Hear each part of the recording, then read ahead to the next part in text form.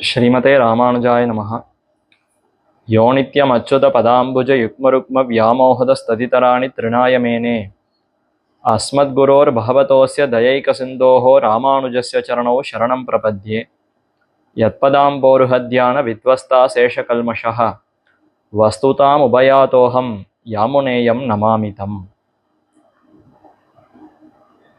ஸ்ரீயப்பதியான கண்ணனம்பெருமான் அர்ஜுனனுடைய சோகத்தை போக்கடிக்க வேண்டும் என்ன ஒரு வியாஜத்தை கொண்டு அறிவினால் குறைவில்லா அகல்ஞாலத் தவறறிய நெறியெல்லாம் எடுத்துரைத்தார். அதுவே பகவத்கீதை என்று ஆச்சரியமான சாஸ்திரமாக கொண்டாடப்படுகிறது. பகவத்கீதை பகவானாலே நன்கு அருளி செய்யப்பட்டது. கீதம் என்றால் பாடப்பட்டதுன்னு பொருள். எம்பெருமான் தன்னுடைய சோதிவாய் திறந்து இந்த ஸ்லோகங்களை எல்லாம் அருளி செய்திருக்கிறார். அது இசையோடு சேர்ந்ததாக வெளிவந்தது. அதனாலேயே ஒரு கீதம், பாட்டு போல இது அமைந்திருக்கிறது. பகவத்கீதை பகவானாலேயே அருளி செய்யப்பட்டதுங்கிறதுனால பகவத் என்கிற அடைமொழி விசேஷணம் இதற்கு கூடவே சேர்ந்து கூறப்படுகிறது. சித்தாந்தங்களுக்குள்ளே பல சித்தாந்தங்கள் இந்த மூன்று நூல்களையும் அடிப்படையாக கொண்டுதான் தங்களுடைய கருத்துக்களை விளக்குகிறார்கள். அந்த மூன்று நூல்கள் யாவை? உபனிஷத்துக்கள், பிரம்மசூத்திரம், பகவத்கீதை என்ன மூன்று முக்கியமான நூல்கள். உபனிஷத் என்பது வேதாந்தங்கள், வேதங்களினுடைய சாரமான பகுதி, எல்லையான பகுதி. வேதாந்தம் வேதத்தினுடைய முடிவான பாகம். அது 10 உபனிஷத் என்று முக்கியமாக கூறப்படுகிறது. அது இல்லாமல் இன்னும் நிறைய உபனிஷத்துக்கள் அமைந்திருக்கின்றன. அந்த அனைத்து உபனிஷத்துகளுக்கும் அற்புதமான விளக்க உரை, வியாக்கியானம் இட வேண்டும். ஒரு சித்தாந்தம்னு சொன்னால் அந்த சித்தாந்தத்தினுடைய கருத்துகள் இந்த உபனிஷத்திலே நன்கு விளக்கப்பட்டிருக்கிறது என்ன அத்தை நிரூபிக்க வேண்டும். அடுத்து அந்த உபனிஷத்துக்குள்ளே எழக்கூடிய ஐயங்கள், சந்தேகங்கள், எப்படி இந்த உபனிஷத் வாக்கியங்களை பொருள் கொள்ள வேண்டும். சில வாக்கியங்களை பார்த்தால் ஒன்றோடு ஒன்று முரண்படுமா போலே அமைந்திருக்கும். இப்போ முரண்பாடுகளை நீக்கி அந்த இடத்துல இப்படித்தான் கொள்ள வேண்டும், இதுதான் சரியான பொருள் என்று அதை நிர்ணயிக்க வேண்டும். அப்படி நிர்ணயித்து கொடுக்கக்கூடிய ஒரு நூல் பிரம்மசூத்திரம் என்ன ஆச்சரியமான ஒரு நூல். வேதவியாசர் அருளி செய்தார். வேதங்களை எல்லாம் பிரித்து கொடுத்தார். அதற்கடுத்து வேதாந்தங்களுக்குள்ளே எழக்கூடிய சந்தேகங்களுக்கு விடையாக பிரம்மசூத்திரம் என்னும் நூலை அருளி செய்தார். 4 அத்தியாயங்களை கொண்டிருக்கக்கூடிய ஆச்சரியமான நூல். இதற்கு அடுத்தது பகவானே தாமே அருளி செய்த பகவத்கீதை. எம்பெருமான் சோதிவாய் திறந்து தாமரை போன்ற திருவாயாலே அர்ஜுனனை குறித்து ஒரு வியாஜமாக கொண்டு உலகத்தவர்களுக்கு வேதாந்தங்களுக்குள்ளே அடங்கி இருக்கக்கூடிய உயர்ந்த அர்த்தத்தை வெளிப்படுத்த வேண்டும் என்ன ஒரு ஆசையோடு எம்பெருமான் வெளிப்படுத்தினான். அது பகவத்கீதை. இந்த 3 நூல்களுக்குள்ளே உபனிஷத் என்பது அனாதியானது, ஒரு நாள் தோன்றியது என்றே கிடையாது. அந்த உபனிஷத்துக்கள் யாருடைய பெருமையை விளக்கும்னா பிரம்மம் ஜகத்துக்கே சுவாமியான பரமாத்மாவை பற்றி தானே விளக்கும். பரமாத்மாவை பற்றி பேச வந்தது உபனிஷத்துக்கள். அந்த உபனிஷத்துக்குள்ளே எழக்கூடிய சந்தேகங்களை களைவது பிரம்மசூத்திரம். ஆனால் பகவத்கீதைக்கு என்ன பெருமைனா இந்த உபனிஷத்துக்களாலும் பிரம்மசூத்திரத்தினாலும் கொண்டாடக்கூடிய பெருமைகளை விளக்க கூறப்பட்டிருக்கக்கூடிய அந்த கண்ணனம்பெருமான் பரமாத்மாவனுடைய பெருமைகள் தான் இவைகள் பேசுகின்றன. அப்படி இவைகளாலேயே பேசப்பட்ட பரமாத்மா தாமே அருளி செய்தது பகவத்கீதை. அப்போ உபனிஷத்தும் பிரம்மசூத்திரமும் எம்பெருமானை கொண்டாட அந்த எம்பெருமானே தாம் மிகுந்த விருப்பத்தோடு பகவத்கீதை அருளி செய்திருக்கிறார் என்றால் அப்போ மற்ற நூல்களை விட பகவத்கீதைக்கு எவ்வளவு பெருமை. அந்த பகவத்கீதை நம்முடைய ஆச்சாரியர்கள் அத்தனை பேரும் ஸ்ரீ வைஷ்ணவ சம்பிரதாயத்திலே அனைத்து ஆச்சாரியர்களும் ரொம்ப ஆதரத்தோடு அந்த பகவத்கீதையினுடைய பொருளை கற்றனர். முக்கியமாக ஆச்சாரியர்களுக்குள்ளே சுவாமி நாதமுனிகள் முதல் ஆச்சாரியர் என்று கொண்டாடப்படுகிறார். அவருடைய வழித்தோன்றலாய் அவருக்கு திருப்பேரனாராக அவதரித்தவர் சுவாமி யாமுனாச்சாரியர். யாமுனாச்சாரியர் தம்முடைய ஆச்சாரியரான மணக்கால் நம்பியினன் மூலமாக இந்த 18 அத்தியாயங்கள் கொண்டிருக்கக்கூடிய பகவத்கீதையினுடைய அந்த பொருளையெல்லாம் நன்கு கற்றார். கற்ற பிற்பாடு இதை உலகத்தவர்களும் புரிந்து கொள்ள வேண்டுமே, அவர்களுக்கும் எளிமையாக இந்த கருத்து போய் சேர வேண்டும் என்பதற்காக கீதார்த்த சங்கிரகம் என்னும் அற்புதமான நூலை அருளி செய்தார். 700 ஸ்லோகங்கள் கீதை. அதை சங்கிரகமா சுருக்கமா வெளிப்படுத்த வேண்டும், விளக்க வேண்டும் என்றால் அப்ப எத்தனை ஸ்லோகங்களை விளக்கி இருக்கிறார்னா 32 ஸ்லோகங்கள்ல அருளி செய்திருக்கிறார். அதுலேயும் முதல் ஸ்லோகம் முழு பகவத்கீதைக்கும் சாரமாக அருளி செய்தார். அடுத்து 3 ஷட்கங்களாக பிரித்து பிரதம ஷட்கம், மத்தியம ஷட்கம், சரம ஷட்கம், 6 அத்தியாயங்கள் கொண்டது ஒரு ஷட்கம். அப்படி ஒரு ஷட்கத்திற்கு ஒரு ஸ்லோகமாய் 3 ஸ்லோகங்களை அருளி செய்தார். 3 3 4 ஸ்லோகங்கள் ஆயிற்று. அடுத்து 18 அத்தியாயங்கள், ஒரு அத்தியாயத்திற்கு ஒரு ஸ்லோகம் என்று 18 ஸ்லோகங்கள் அருளி செய்தார். 18 4 22. அதற்கடுத்து 10 ஸ்லோகங்கள், இன்னும் விடுபட்ட அர்த்தங்கள். இந்த அத்தியாயங்களுக்குள்ளே ரொம்ப அவசியமா நாம் அறிந்து கொள்ள வேண்டிய சில முக்கியமான அர்த்தங்களை மீதி 10 ஸ்லோகங்கள்ல விளக்கினார். ஆக 32 ஸ்லோகங்கள்ல பகவத்கீதையினுடைய சாரத்தை திரட்டி அருளி செய்தார். அந்த பகவத்கீதையினுடைய சாரமான கீதார்த்த சங்கிரகத்தை தான் நாம் பல தினங்களாக அனுபவித்துக் கொண்டு வருகிறோம். அதிலே இப்பொழுது முக்கியமாக 18வது அத்தியாயம் பகவத்கீதையினுடைய சாரம், அதனுடைய அனைத்து அர்த்தங்களையும் தன்னிடத்திலே கொண்டிருக்கக்கூடியது 18வது அத்தியாயம். அந்த அத்தியாயத்தினுடைய சாரத்தை 22வது ஸ்லோகத்திலே கீதார்த்த சங்கிரகத்திலே ஆளவந்தார் அருளி செய்கிறார். ஈஸ்வரே கர்த்திருதா புத்திஹி சத்வோபதேயதா அந்திமே ஸ்வகர்ம பரிணாமஷ்ட சாஸ்திர சாரார்த்த உச்சியதே. மோக்ஷ உபதேச யோகம் என்று இந்த அத்தியாயத்திற்கு பெயர். மோக்ஷம், இந்த சம்சாரத்திலிருந்து விடுபடுதல், அந்த மோக்ஷத்தை குறித்து உபதேசிக்கிறார் கண்ணன். இந்த ஜீவாத்மாக்கள் அனைவருக்குமே எது முக்கியமான லட்சியம், குறிக்கோள் என்றால் மோக்ஷம். சம்சாரத்துல மீண்டும் மீண்டும் பிறந்து துன்பப்படாமல் சம்சாரத்தை விட்டே அப்பால் நகர்ந்து இதை கடந்து விரஜா நதியை கடந்து அப்பால் இருக்கக்கூடிய ஸ்ரீவைகுண்டம் நித்திய விபூதி, அந்த லோகத்தை அடைந்து இன்புற்றிருத்தல், பெருமானை அடைந்து அனுபவித்து தொண்டுகளை செய்தல், இதுதான் மோக்ஷம். அந்த மோக்ஷத்தை குறித்து எம்பெருமான் இந்த அத்தியாயத்திலே தெளிவாக உபதேசிக்கிறான். அதற்கு என்ன பாதை, எந்த விதத்துல நாம நடந்து கொண்டால் தானாக நமக்கு ஞானம் வளரும், பக்தி வளரும், எம்பெருமானிடத்துல விருப்பம் அதிகரிக்கும், எம்பெருமானுக்கும் நம்மிடத்துல மிகுந்த அன்பு ஏற்படும். அதனாலே தாமே தம்முடைய திருவடிகளை கொடுத்து விடுவார். என்னத்தை அழகாக இந்த அத்தியாயத்துல விவரித்தார். அதைத்தான் இங்க ஆளவந்தாரம் காட்டுகிறார். ஈஸ்வரே கர்த்திருதா புத்திஹி. ஈஸ்வரன், அனைவரையும் நியமிக்கக்கூடியவன் ஈஸ்வரன். சித்து அச்சித்து 2 தத்துவங்கள். சித்துன்னா ஜீவாத்மாக்கள், அச்சித்து அறிவற்ற பிரகிருதி, அதிலிருந்து உண்டான இந்த உலகத்தில் இருக்க கண்ணால பார்க்கக்கூடிய அனைத்து ஸ்தூல பொருள்கள். அப்ப எல்லா பொருள்களையும் எம்பெருமான் நியமிக்கிறான். ஈஸ்வரே, அப்படிப்பட்டவன், அவனே கர்த்தா. நாம செய்யக்கூடிய செயல்களுக்கெல்லாம் கர்த்தா யார், செய்பவன் யார் என்றால் அது ஈஸ்வரன் தான். ஈஸ்வரனே கர்த்திருதா புத்திஹி. ஈஸ்வரனிடத்திலே கர்த்திருவம், செய்யக்கூடிய செயல்பாட்டு திறன், அந்த செயல்கிற தன்மைங்கிறத அவரிடத்துல வைக்க வேண்டும். புத்திஹி சத்வ உபாதேயதா அந்திமே.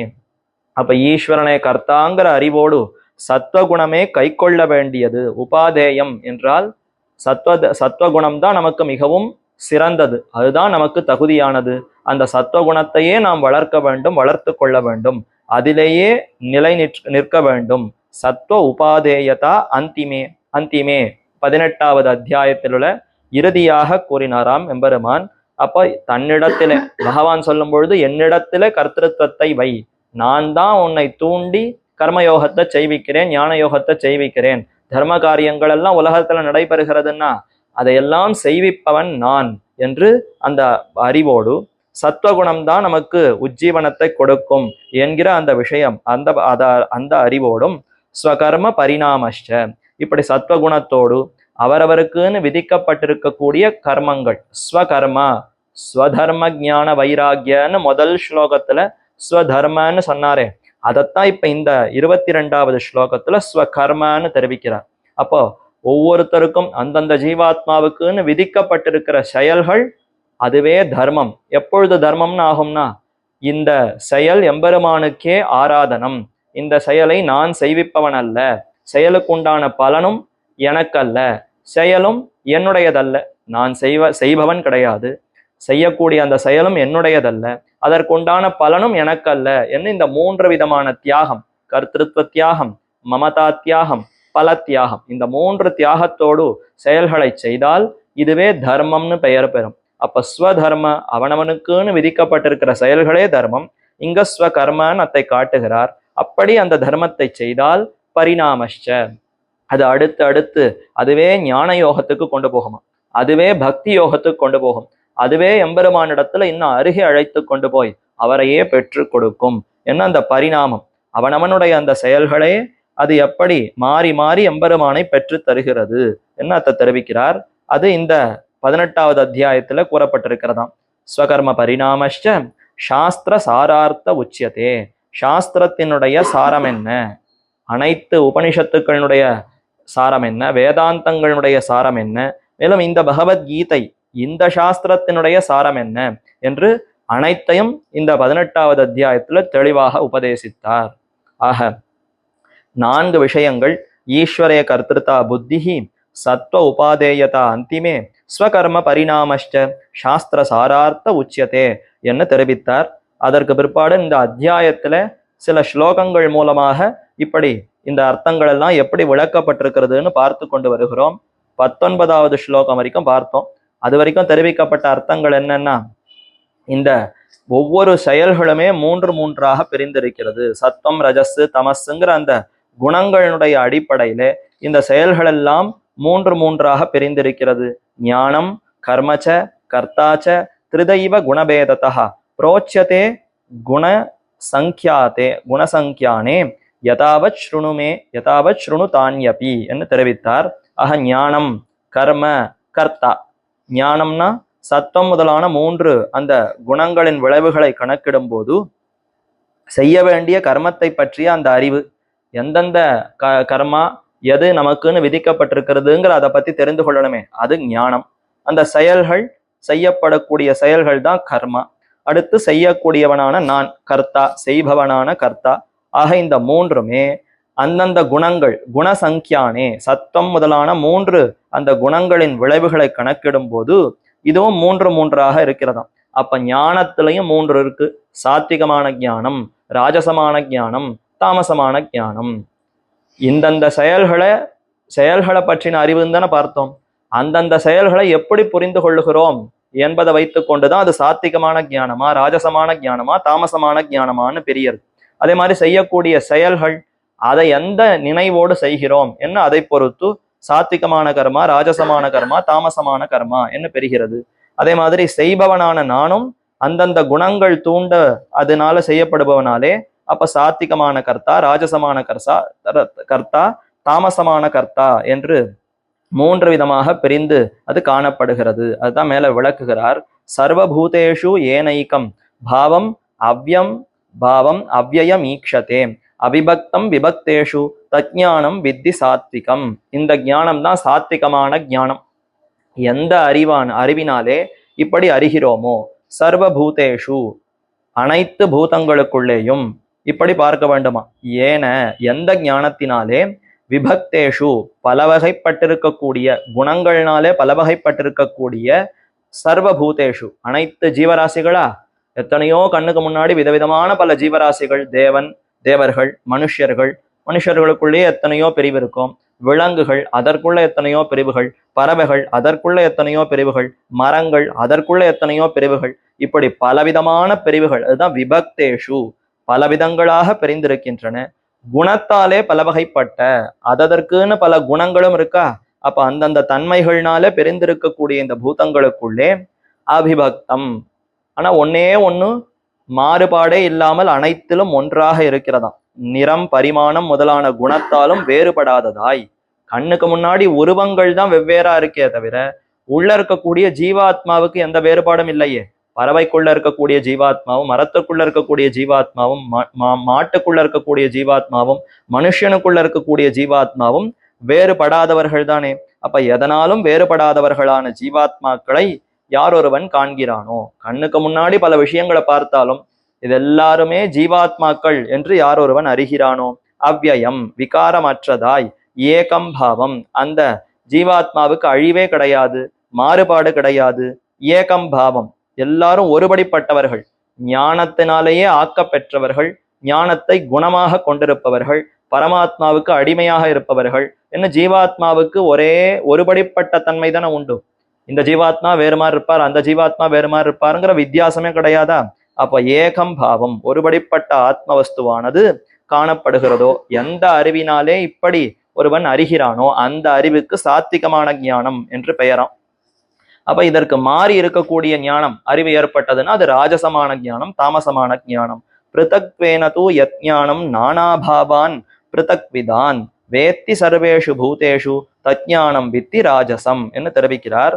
அப்ப சர்வேஷு பூதேஷு அனைத்து அந்த பூதங்களுக்குள்ளும் பல ஜீவராசிகளுக்குள்ளே பிராமணர் க்ஷத்ரியர்ன்ற அந்த பிரிவுகள் இருக்கா, அந்த பிரிவுகளை வைத்து வெளுப்பு சிவப்பு உயரம் குட்டைங்கிற அந்த தன்மைகள் ஒவ்வொருத்தருக்கிட்டையும் நிறங்கள்னால வித்தியாசம் இருக்கு.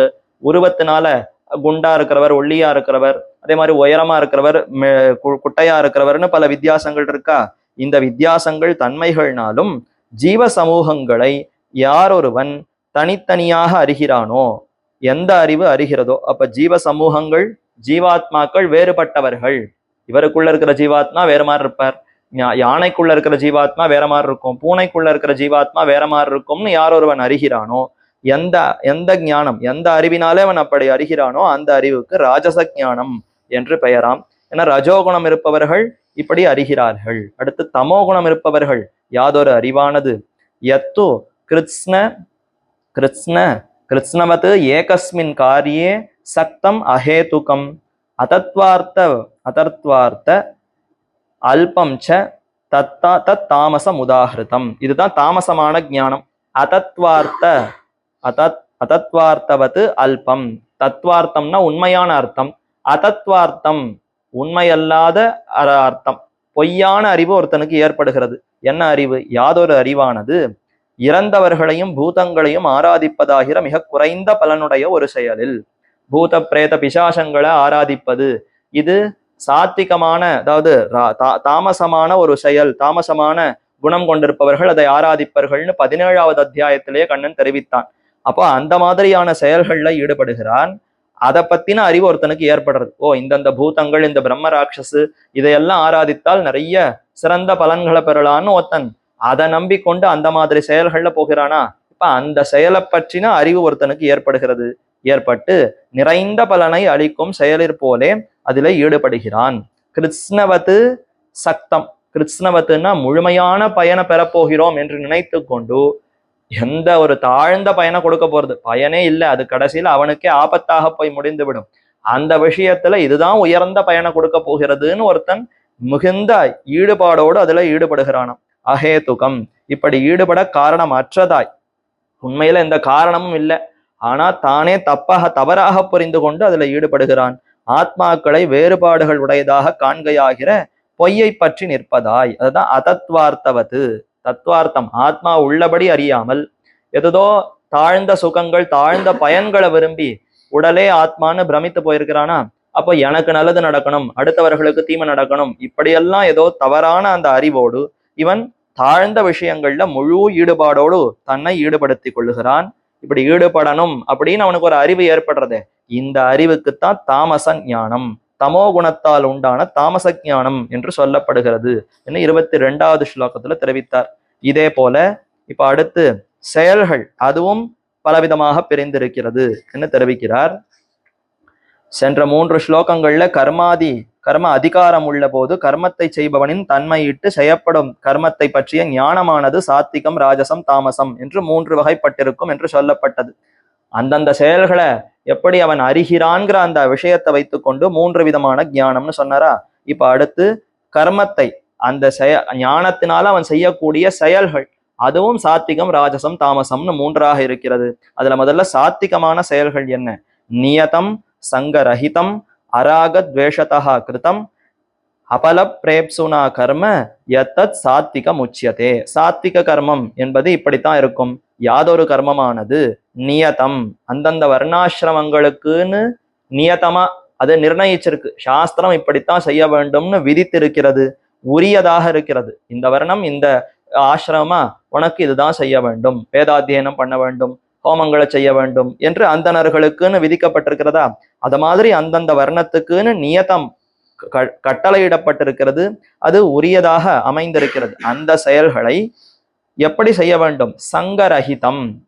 நான் இந்த செயலை நான் தான் செய்தேன், செய்பவன் நான், அதே மாதிரி இந்த செயல் என்னுடையது, இதனுடைய பலனும் எனக்கு வேண்டும் என்ன அந்த மூன்றத்தையுமே நினைக்க கூடாது. நான் கர்த்தா, என்னுடையது கர்மம் என்னும் பற்றற்று இருக்கிறதோ அராக துவேஷதா கிருத்தம்.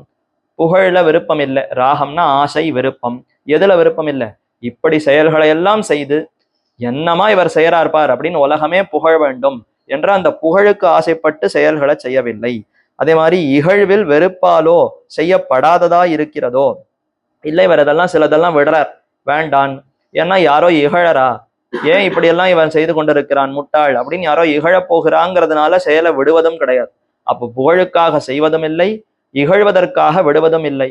எனக்கு விதிக்கப்பட்டிருக்கிறது, சாஸ்திரத்துல கூறப்பட்டிருக்கிறதுங்கிறதுனாலேயே நான் செய்கிறேன், எம்பெருமானுக்கு அது பிடிக்கும், அதுதான் அவருக்கு உகப்பை கொடுக்கும் என்பதற்காக செய்கிறேன் என்று யாரொருவன் பலனில் விருப்பம் இல்லாதவனால் செய்யப்பட்டதோ அந்த கர்மம் சாத்விக கர்மம் எனப்படுகிறது. அப்ப அது சாத்விகமான கர்மம். அப்ப எனக்குன்னு விதிக்கப்பட்டிருக்கிற செயல்களை அதுல பலன்ல ஆசை இல்லாமல் யாரொருவன் செய்கிறானோ அப்படி செய்தால் அது சாத்விகமானது. அதே மாதிரி புகழுக்கு ஆசைப்படாமல் செய்ய வேண்டும் என்ன அத்தை தெரிவித்தார். இது சாத்விகமான கர்மா. எத்து காமேப்சுனா கர்ம சாஹங்காரேன வா புனः கிரியதே பகுலாயாசம் தத் ராஜசம் உதாகிருதம். இப்ப ராஜசமான கர்மா என்ன? ரொம்ப ஆயாசப்பட்டு செய்யணுமா யாதொரு கர்மமானது பலன்ல விருப்பத்தோடு, கர்மேப்சுனா பலனை விரும்பி, புனகா ச அகங்காரேனவா நான் தான் செய்பவன் என்று அகங்காரத்தோடு, இந்த செயலை என்னை விட்டா யார் செய்ய முடியும், நான் தான் இதை மாதிரி நன்னா செய்வேன், என்ன மாதிரி இன்னொருத்தர் செய்வதற்கு ஆள் உண்டா என்ன அந்த அகங்காரத்தோடு, நான் செய்பவன் என்னும் அபிமானத்தோடும், பகு ஆயாசம் பெருமுயற்சியோடு செய்யப்படுகிறதோ தத்து ராஜசம் உதாகிருதம், அதுதான் ராஜசமான செயல், ராஜசமான கர்மா என்று தெரிவித்தார். அனுபந்தம் க்ஷயம் ஹிம்சாம் அனவேக்ஷ பௌருஷம் மோகாத் ஆரம்பியதே கர்ம எத்தத் தாமசம் உச்சியதே. மோகத்தினால யாரொருவன் மயக்கத்தினால செய்கிறானோ, மயக்கத்தினால சில செயல்களை ஆரம்பித்து செய்கிறான்னா அது தாமசமான செயல்கள். அனுபந்தம் கூடவே வரும் துன்பத்தையும் பொருள் அழிவையும் உயிர்களுக்கு பீடையும், பௌருஷம் செயல் முடிக்கும் திறனையும், அனவேக்ஷிய இதெல்லாம் அவன் பார்க்கறதே இல்லையா. மயக்கத்தினால சில செயல்களை செய்கிறான், இந்த செயல் தனக்கே ஆபத்தை ஏற்படுத்தும், கூடவே துன்பத்தை கொடுக்கும், அது செய்யும் பொழுதே பல துன்பங்கள் வரும், ஆனா அந்த துன்பத்தை பத்தி இவன் கணிசியவில்லை. அதே மாதிரி பொருள் அழிவையும், எவ்வளவோ சிரமப்பட்டு பல பொருள் பைசா செலவழியணும், நிறைய செலவு பண்ண வேண்டும், அந்த க்ஷயத்தையும் அவன் பார்க்கவில்லை. ஹிம்சாம் உயிர்களுக்கு இதனால ஆபத்து ஏற்படுறது, நான் சுகமா இருக்கணும் எனக்கு நல்லது நடக்கணுங்கிறதுக்காக பல உயிர்களுக்கு துன்பத்தை கொடுக்கக்கூடிய அந்த செயல்களை எல்லாம் எவனொருவன் அதை பத்தி ஆராயாமல் பரமபுருஷனே செய்விக்கிறான் என்ற அந்த அறிவும் இல்லாமல் யாரொருவன் செய்கிறானோ அப்படி செயல்கள் செய்தால் அந்த செயல்கள் தாமசமான செயல்கள் என்று தெரிவிக்கிறார். அடுத்து முக்த சங்கோ அனகம்வாதி திருதி உற்சாக சமன்விதா சித்தையே அசித்தையே நிர்விகாரா கர்த்தா சாத்விக உச்சியதே. இப்ப சாத்விகமான கர்த்தா, சத்வகுணத்தோடு ஒரு செயல்களை செய்பவன் நான் அப்படின்னு யார் ஒருவன் சொல்லிக் கொள்ளலாம். இதோ இந்த மாதிரி பலனில் விருப்பமற்றவனாய், முக்த சங்கஹ, சங்கம்னா பற்று, பற்றே இல்லாமல் பலன்ல விருப்பமே இல்லாமல், அனஅகம்வாதி, அகம்வாதினா நான் தான் செய்பவன்னு ஊர் முழுக்க பிரச்சாரம் பண்றது, நான் செய்பவனே இல்லையே என்று யார் ஒருவன் தான் கர்த்தா என்று அபிமானமற்றவனாக இருக்கிறானோ, திருதி உற்சாக சமன்விதா, என்ன ஆனாலும் என்ன தடை வந்தாலும் எனக்குன்னு விதிக்கப்பட்டுவதை நான் கைவிடவே மாட்டேன், இது பெருமானுக்கு மிகவும் பிடித்தம், இதுதான் எனக்குன்னு விதிக்கப்பட்டிருக்கிற கைங்கரியம், இதை நான் விடமாட்டேன்னு திருதி உறுதி கொண்டவனாய், தவிர்க்க முடியாத துன்பத்தை பொறுக்கும் தன்மையாகிற திருதி, எத்தனை கஷ்டம் வந்தாலும் பொறுத்து கொண்டு இதை செய்வேன் என்று அதுல உறுதியாக இருக்க வேண்டும். முயற்சியுடைய மனமுடையவனாய் இருக்கிறான். உற்சாகனா சற்றும் தோய்வில்லாமல் சோர்வில்லாமல், சரி இன்னொரு தடவை முயற்சிக்கலாம் இன்னொரு தடவை முயற்சிக்கலான்னு அந்த முயற்சியுடைய மனமுடையவனாய் இருக்கையாகிற உற்சாகம் ஆகியவற்றோடு கூடியவனாய், சித்தி அசித்தையோ நிர்விகாரா, சரி இப்படி செயல்களை செய்தால் பலன் கிடைத்ததுன்னா ரொம்ப சந்தோஷப்படுறது, பலன் கிடைக்கலையா வருத்தம் படுறது, இரண்டும் இல்லாமல் இருக்கணுமா. பயன் கிடைத்தாலும் கிடைக்காவிட்டாலும் விகாரமற்றவனாய் உள்ள செயல் புரிபவன் சாத்திக கர்த்தா என்று சொல்லப்படுகிறான். அப்ப சாத்திகமா நான் செயல்களை செய்கிறேன், எனக்கு வேதத்துல விதிக்கப்பட்டிருக்கிற செயல்களை நான் சாத்திகமாக செய்கிறேன், நான் சத்துவகுணம் இருக்கக்கூடிய கர்த்தான்னு எப்ப சொல்லிக்கலாம்னா அந்த செயல்கள்னால பலன் கிட்டினாலும் பலன் கிட்டவில்லைனாலும் எனக்கு வருத்தமே இருக்கக்கூடாது, சந்தோஷமும் இருக்கக்கூடாது. அப்ப நான் ஏன் செய்கிறேன்? இது பகவான் எனக்கு விதிச்சிருக்கார், செய்யறேன். அவர் என்ன செய்ய சொன்னார், சுவாமி செஞ்சேன். அதற்கு மேல அந்த பலன்ல எனக்கு ஒன்றும் ஆசை இல்லை. நான் செய்பவனே கிடையாது, செய்பவர் அவர் தானே. அப்ப அவருக்குத்தான் இந்த பலன் போய் சேரும். பலன் கிடைக்கலனாலும் அவருக்குத்தான், பலன் கிட்டினாலும் அவருக்குத்தான். யார் ஒருவன் புரிந்து கொண்டு செயலை செய்கிறானோ அவன் சாத்விக கர்த்தா என்று தெரிவிக்கப்படுகிறார். ராகி கர்மபல பிரேப்சுர் லப்தோ ஹிம்சாத்மகோ அசுச்சிஹி ஹர்ஷசோகான்விதா கர்த்தா ராஜசா பரிகீர்த்திதா. இவன் ரஜோகுணமுடைய கர்த்தா. அவன் எப்படி இருக்கான்? ஹர்ஷ சோக அன்விதா, ஆனந்தப்படுகிறான், சோகப்படுகிறான். பலன் கிடைச்சதுன்னா ஓஹோன்னு குதிக்கிறான், சந்தோஷப்படுறான், என்னாலதான் எல்லாம் கிடைச்சதுன்னு. ஏதோ துக்கம் ஏற்பட்டதுன்னா போச்சு போச்சு போச்சு எல்லாம் போச்சுன்னு மிகவும் அப்படியே உடைந்து போய்விடுகிறானாம். ராகி புகழை விரும்புகிறான், நிறைய பெருமை வேண்டும்னு ஆசைப்படுகிறான், தான் செய்து அதனால பெருமை ஏற்பட வேண்டும் என்று விரும்புகிறான். கர்மபல பிரேப்சுகு கர்மத்தின் பலனை விரும்புகின்றவனாய். லுப்தஹா கர்மம் செய்வதற்கு வேண்டிய பணத்தை செலவிடுவதில் கருமையாயிருப்பவன். அதற்கு வேண்டிய செலவு செய்தாவது அதற்கு பிற்பாடு ஆசைப்படலாமே. இவ்வளவு பெரிய செயலுக்கு இவ்வளவு செலவாகுமா, இன்னும் ஏதோ குறைக்க முடியுமா, இன்னும் குறைக்க முடியுமான்னு அங்க செலவுல குறைக்க பார்க்கிறான். ஆனால் பலன் மட்டும் முழுவதுமா வேணுமா? புகழ் வேணும், அதனுடைய பலன் முழுக்க வேண்டும். ஆனால் அதற்கு செலவு செய்வதற்கு மனம் இருக்கிறதானா ரொம்ப லுப்தா கருமியாக இருக்கிறான். ஹிம்சாத்மகா பிறரை துன்புறுத்துக்கிற கர்மங்களை புரிபவனாய். இன்னொருத்துக்கு ஹிம்சை கொடுத்தாவது பரவாயில்ல, எனக்கு புகழ் வர வேண்டும், எனக்கு பயன் கிட்ட வேண்டும் என்ன ஹிம்சாத்மகா அடுத்தவர்களுக்கு துன்பம் கொடுப்பதுல கூட இவன் உறுதியுள்ளவனாய் அதிலையும் ஈடுபடுகிறான். அசுச்சிஹி கர்மானுஷ்டானத்திற்கு தேவையான பரிசுத்தி அற்றவனாய். கர்மங்களை செய்வதற்குன்னு ஒரு சுத்தி இருக்கணுமே, இது பகவானுக்கு பிடித்தமான செயல் அதனால செய்கிறேங்கிற அந்த எண்ணம் எல்லாம் இல்லையா, அதனால அவனிடத்துல சுத்தியே இல்லை. இப்படி இருப்பவன் போர் முதலான கர்மங்களில் வெற்றி தோல்விகள் காரணமாக ஆனந்தமும் வருத்தமும் அடைகிறவனாயுள்ள செயல் புரிகிறவன் ராஜசகர்த்தா என்று சொல்லப்படுகிறான். அப்ப அந்தந்த செயல்கள்னால அதுல இருக்கக்கூடிய பலன்ல விருப்பத்தோடு, பலன் கிடைத்தால் சந்தோஷம், பலன் கிடைக்கலன்னா ஒரு வருத்தம் என்று யார் ஒருவன் இருக்கிறானோ அவன் ராஜசகர்த்தா என்று தெரிவிக்கப்படுகிறார். அயுக்தஹா பிராகிருதஹா ஸ்தப்தஹா ஷடஹா நைகிருத்திகோ அலசஹா நைகிருத்திகா அலசஹா விஷாதி தீர்க்கசூத்ரீ ச கர்த்தா தாமச உச்சியதே. தாமசமான கர்த்தா அவன் எப்படிப்பட்டவன்? சாஸ்திரங்கள்ல சொல்லப்பட்ட கர்மங்கள்ல செய்ய தகுதி இல்லாதவனாய். யுக்தஹானா தகுதியுற்றவன், அயுக்தஹா இவன் தான் தமோ குணத்தினால ரொம்ப தாழ்ந்த செயல்கள் நடவடிக்கைகளோட இருக்கானா, அப்ப அவனுக்கு தகுதியே இல்லையே. செயல்களை செய்ய வேண்டும், சாஸ்திரத்துல விதித்த செயல்களை செய்யணும்னா அதற்குன்னு ஒரு தகுதி இருக்கணும், சுத்தமா இருக்கணும், நல்ல பண்புகளோடு இருக்கணும், அதுல நம்பிக்கையோடு இருக்கணும். இவனுக்கு அந்த தன்மையே இல்லாததுனால இவனுக்கு அதுக்கு தகுதியே இல்லாதவனாக இருக்கிறான். பிராகிருதா சாஸ்திரங்களில் அல்லாத சாமானியனாய், சாஸ்திரங்களை கல்லாத சாமானியனாய். பிராகிருதன்னா வெறும் உடல் சுகத்தை மட்டும் பெரிதாக நினைக்கிறானே தவிர சாஸ்திரத்துல என்ன கூறி இருக்கிறதுங்கிறத சற்றும் இவன் கற்கவே இல்லை, அதுல விருப்பம் கூட இல்லை, அதை தெரிஞ்சுக்கணுங்கிற அந்த எண்ணமே இவனுக்கு இல்லை. ஸ்தப்தஹா சாஸ்திரங்களில் சொல்லப்பட்ட கர்மங்களை தொடங்கும் இயல்பு கூட இவனுக்கு இல்லையா. ஸ்தப்தஹான்னா ரொம்ப கர்வத்தோடு இருக்கிறான். அதெல்லாம் நான் செய்யணுமான்னு, அதெல்லாம் யார் யாருக்கோ, நான் அதெல்லாம் தாண்டியாச்சு அப்படிங்கிற அளவுக்கு அவன் ஸ்தப்தனா இருக்கிறான். சாஸ்திரங்களில் சொல்லப்பட்ட கர்மங்களை தொடங்கும் இயல்பே இல்லாதவனாய், அதற்கு வேண்டிய இயற்கையே அவனிடத்துல இல்லை. அது என்ன சொல்றது, நான் என்ன கேட்கிறதுன்னு மீறி நடக்கிறான். ஷடஹா அபிச்சாரம் முதலான தாழ்ந்த கர்மங்களில் ஈடுபாடுடையவனாய். ஷட புத்தி அப்படின்னா ரொம்ப தாழ்ந்த புத்தி, அடுத்தவர்களுக்கு துன்பத்தை கொடுப்பதிலேயே இவன் ஈடுபட்டிருக்கிறான். எனக்கு நன்மை ஏற்படணும், அடுத்தவர்கள் கஷ்டப்பட்டா கூட பரவாயில்ல, அதற்கு அபிச்சாரம் முதலான தாழ்ந்த கர்மங்கள்ல ஈடுபடுகிறேன். சாஸ்திரங்களை எனக்கு செய்யணும் விதிச்ச கர்மங்கள்ல எனக்கு விருப்பம் இல்லை, ஆனா அடுத்தவர்களுக்கு துன்பம் கொடுக்கணும்னா அதே சாஸ்திரத்துல அபிச்சார கர்மா இருக்கு, இதை செய்தால் உன்னுடைய எதிரிக்கு அந்த கஷ்டம் ஏற்படும், அவனுக்கு மரணமே ஏற்படும்னு சாஸ்திரம் சொல்றதுன்னா அதுல ரொம்ப விருப்பத்தோடு அந்த செயல் என்ன, அதை எனக்கு செய்து கொடுன்னு வந்து கேட்பானான்.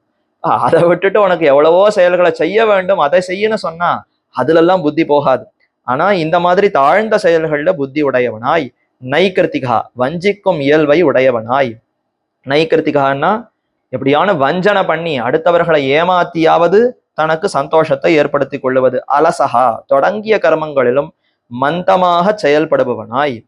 அப்படி ஒருவேளை அவன் செயல் புரிய தொடங்கினாலும் அதெல்லாம் ரொம்ப வேகமா செய்ய மாட்டானா, ரொம்ப மந்தமா, ரொம்ப சோர்வோடு, ஒரு மாதிரி சோர்வோடு தயக்கத்தோடு செய்வான். தொடங்கிய கர்மங்களிலும் மந்தமாக செயல்படுவனாய், விஷாதி மிகுந்த மன வருத்தத்தை இயல்பாக உடையவனாய்.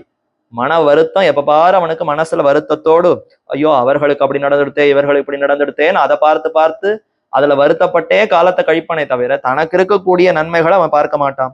மிகுந்த மன வருத்தத்தை இயல்பாக உடையவனாய், தீர்க்க சூத்ரி நீண்ட காலமாக பிறர்க்கு தீங்கை சிந்திக்கும் இயல்பை உடையவான்.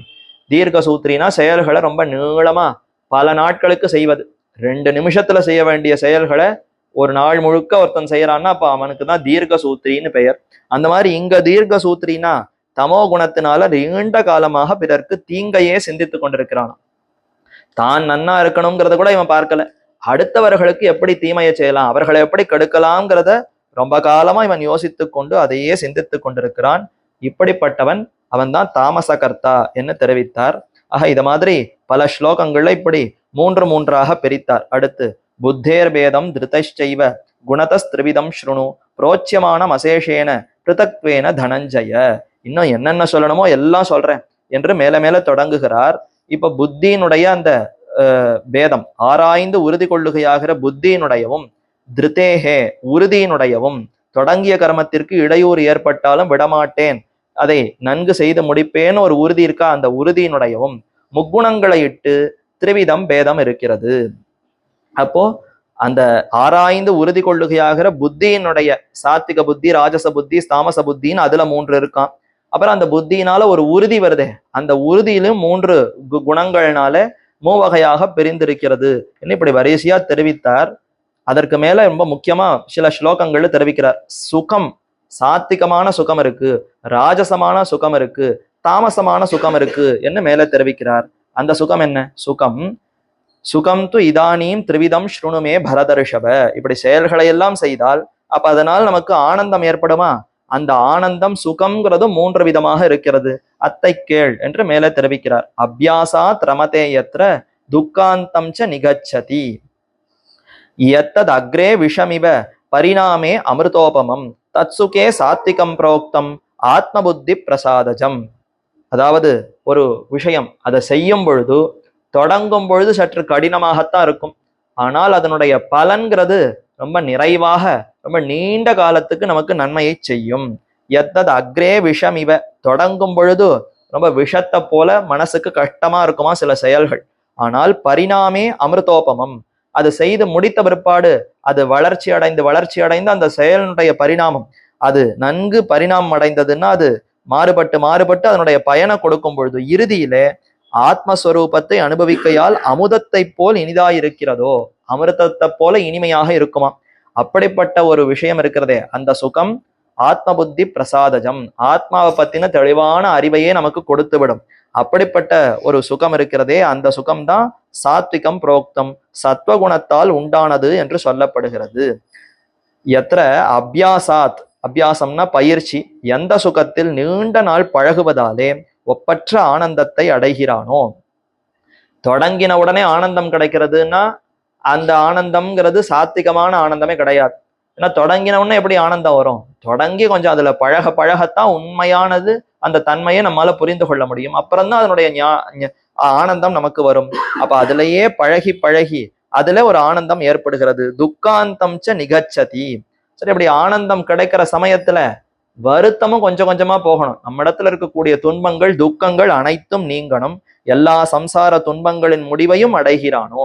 அப்ப இந்த ஒரு சுகம் இருக்கு, அது தொடங்கி நீண்ட காலத்துக்கு போக போக ஆனந்தத்தை கொடுக்கிறது, அதே சமயத்துல துன்பங்கள் எல்லாம் கழிகிறது.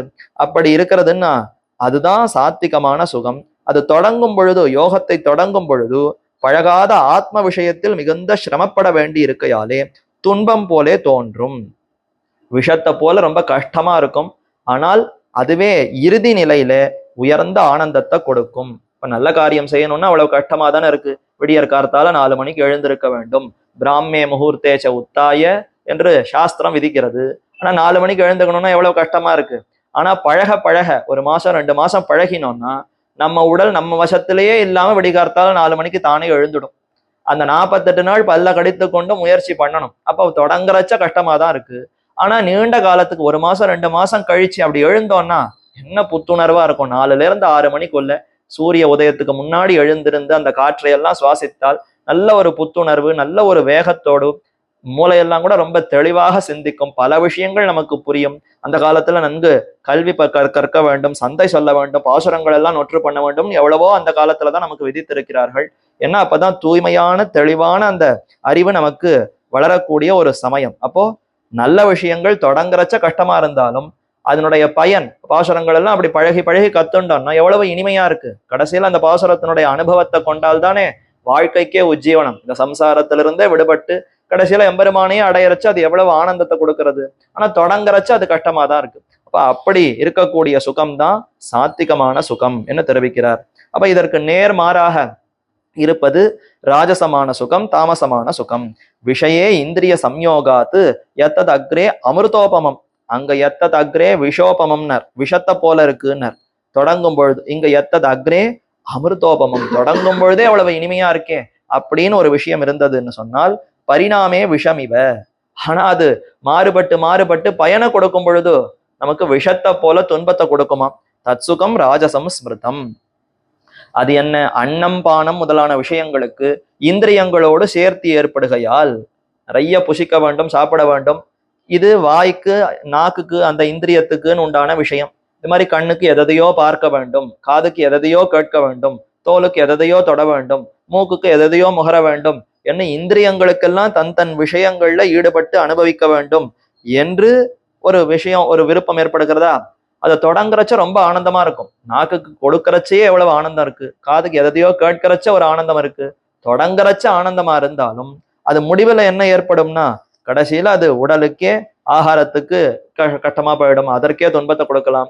எப்படி வேண்டாலும் நமக்கு துன்பத்தை கொடுக்கலாம். அதுலயே பழகி விட்டோம்னா அது இல்லாமல் இருக்க முடியாதுங்கிற அளவுக்கு ஒரு வியாதி போல அது நம்மை பீடித்து கொண்டு விடும். அப்ப தொடங்குறச்ச அது அமுதம் போல இருக்கும். அந்த விஷய அனுபவத்தின் பலனை அனுபவிக்கும் கடைசி காலத்தில் விஷத்தை போல துன்பத்தை தரும். அப்படி ஒன்றும் துன்பம் இல்லையே சுவாமின்னா, தாராளமா துன்பம் தான். அதை அனுபவிக்க அனுபவிக்க என்ன ஆகும்? புத்தி அதை விட்டு வேற எங்கும் போகாது. இதையே வாழ்க்கை முழுக்க அனுபவிச்சுட்டு இருந்தா இன்னொரு 10 பிறவி பிறந்து பிறந்து இதையே அனுபவிச்சுட்டு இருக்கலாம். அப்ப பிறவிங்கிறது துன்பம் தானே. மறுபடியும் பிறத்தல், அதுல மறுபடியும் புத்தி இதையே ஈடுபடுதல். அப்ப இப்படி கண்ணுக்கு தெரியாமல், மனசுக்கு அறிவு அது உள்ள நுழையாமதுபடி நமக்கு இப்படி மேல மேல கஷ்டமே அது ஏற்பட்டு விடும். இப்ப விஷத்தை போல துன்பத்தை தருகிறதோ, நமக்கு தெரியாமையே. விஷம்ங்கிறது கலந்திருந்ததுன்னா நமக்கு தெரியுமா? விஷம் அண்ணம்னு யாரோ ஒருத்தர் சொன்னாதான் ஐயோ அதுல விஷம் இருக்குன்னு தெரியும். அந்த மாதிரி இந்த சுகங்களை அனுபவிக்க அனுபவிக்க உள்ளுக்குள்ள விஷம் கலந்தே இருக்கு. நாம தெரியாம ரொம்ப இனிமையா இருக்குன்னு அனுபவித்து கொண்டிருந்தாலும் கடைசி காலத்துல மரண தருவாயிலும் இதுலயே புத்தி போகும். மறுபடியும் இன்னும் பிறவி எடுத்துக்கொண்டு இதுலயே உழன்று கொண்டிருப்போம். அப்ப விஷத்தை போல அது பயனை கொடுக்கும். இப்படிப்பட்ட சுகம், இது சுகம்னு பெயர் கொண்டிருக்கிறோம், ஆனால் ராஜசமான சுகம், இது உண்மையான சுகமே அல்ல. அடுத்து தாமசமான சுகம். எத அக்ரேச்ச அனுபந்தேச்ச சுகம் மோகனம் ஆத்மனஹா நித்ராலஸ்ய பிரமாதோத்தம் தத் தாமசம் உதாகிருதம். யாதொரு சுகமானது தொடக்கத்திலும் நாளடைவிலும் ஆத்மாவிற்கு மயக்கத்தை விளைக்கிறதோ, நித்ராலஸ்ய பிரமோதாத்தம் தூக்கம், சோம்பல், கவனமின்மை ஆகியவற்றால் உண்டாவதான அந்த சுகம் தாமச சுகம் என்று பெயர் பெற்றிருக்கிறது. அப்ப தொடங்கச்சையும் நல்லா ஆத்மாவுக்கு அது நாசத்தை தான் கொடுக்கறது, ஆத்மாவுக்கு அது மயக்கத்தை தான் கொடுக்கறது. நீண்ட நாளானதுக்கு அப்புறமாவது அது தெளிவை ஏற்படுத்துமான்னா இன்னும் மயக்கத்திலேயே கொண்டு போய் விட்டுடும். ஆத்மா தன்னை பத்தி உணர்வதற்கு துளி கூட வாய்ப்பு, இடைவெளியே இல்லாதபடி அதிலேயே நம்மை ஈடுபடுத்தி விடும். ஏதோ தாழ்ந்த விஷயங்கள் ஈடுபட்டா அதுல இருந்து மீளுவதற்கே முடியலை என்னெல்லாம் பார்க்கிறோமே, அந்த மாதிரியான விஷயங்கள்ல ஈடுபட்டால் முதல்லையும் மயக்கம், முதல்லையே மயங்கித்தான் அத்த அவன் சாப்பிட ஆரம்பிக்கிறான், அத்த அனுபவிக்க ஆரம்பிக்கிறான்.